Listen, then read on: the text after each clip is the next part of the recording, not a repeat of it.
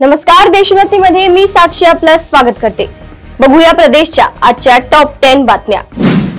मराठा समाजाचे नेते मनोज जरांगे पाटील यांच्या आंदोलनानंतर सरकारने हैदराबाद गॅझेट लागू करत मराठ्यांना कुणबी प्रमाणपत्र देण्याची मागणी मान्य केली आहे। आता मराठा समाजाला ओबीसी मधून आरक्षण देण्याच्या सुरू असलेल्या मागणीमुळे ओबीसी आरक्षण संपुष्टात येईल अशी भीती ओबीसी समाजाला वाटत आहे। याच भीतीमुळे एका 35 वर्षीय तरुणाने आत्महत्या केल्याचे समोर आले आहे।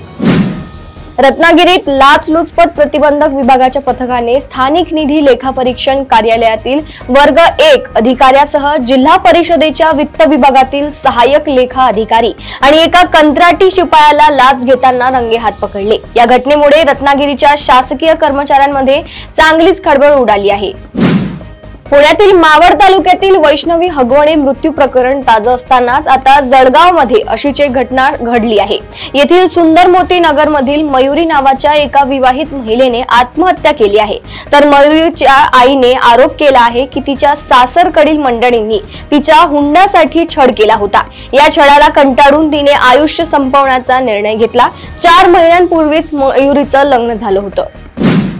उरणमध्ये राहणाऱ्या 16 वर्षीय अल्पवयीन मुलाने इंस्टाग्राम वरून ओळख झालेल्या रसायनी येथील 17 वर्षीय अल्पवयीन मुलीसोबत प्रेम संबंध निर्माण केला। तिला लग्नाचे आमिष दाखवून तिच्यावर लैंगिक अत्याचार केला। मात्र पीडित मुलगी गरोदर राहिल्यानंतर अल्पवयीन मुलाने तिच्यासोबत लग्न करण्यास नकार दिल्याचा धक्कादायक प्रकार उघडकीस आलाय। धुळे शहरातील स्नेहनगर भागात एक अत्यंत दुर्दैवी आणि मन हेलावून टाकणारी घटना घडली आहे। धुळे महानगरपालिकेच्या माजी स्थायी समिती सभापती सोनल शिंदे यांचा मुलगा विराज सोनल शिंदे याने आपल्या राहत्या घरी गळफास घेऊन आपल्या आयुष्याची अखेर केली असल्याची धक्कादायक घटना घडली आहे। गुरुवारी 11 सप्टेंबर रोजी रात्री उशिरा ही घटना उघडकीस आली आहे।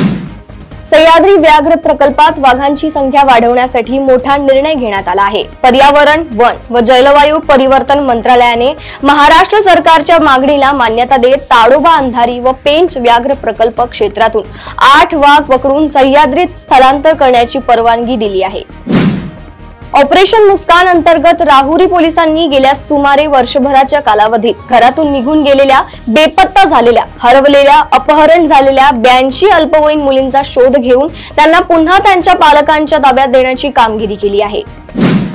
MBA झालेला मुलगा नपुंसक असताना ही बाब अंधारात ठेवून लग्न लावून दिले। मुलं व्हावे यासाठी मुलाने व सासूने सासऱ्याबरोबर शारीरिक संबंध ठेवण्यासाठी त्रास दिला। विवाहिता घरात एकटी असताना सासरा निवृत्त सहाय्यक पोलीस आयुक्ताने रूम मध्ये शिरून तिच्यावर बळजबरी करण्याचा प्रयत्न केल्याचा धक्कादायक प्रकार समोर आला आहे।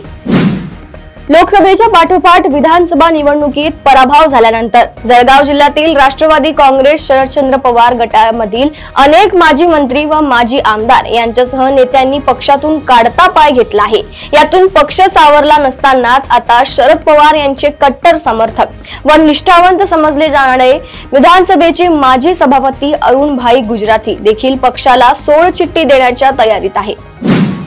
धर्मवीर छत्रपती श्री संभाजी महाराज यांच्या बलिदानाने पावन झालेल्या श्री क्षेत्र वडू बुद्रुक आणि श्री क्षेत्र तुळापूर येथील स्मारकांचे काम मराठा स्थापत्य शैलीत गुणवत्तापूर्ण पद्धतीने करण्याची जबाबदारी सार्वजनिक बांधकाम विभागावर आहे। ही स्मारके पर्यटन स्थळ नसून तीर्थक्षेत्र म्हणून विकसित व्हावीत अशी मागणी करताना सार्वजनिक बांधकाम मंत्री शिवरेंद्रराजे भोसले यांनी या ठिकाणच्या विकास कामांना गती देण्याचे आश्वासन दिले। प्रदेशातील अशाच टॉप 10 बातम्या जाणून घेण्यासाठी बघत रहा देशोन्नती। नमस्कार।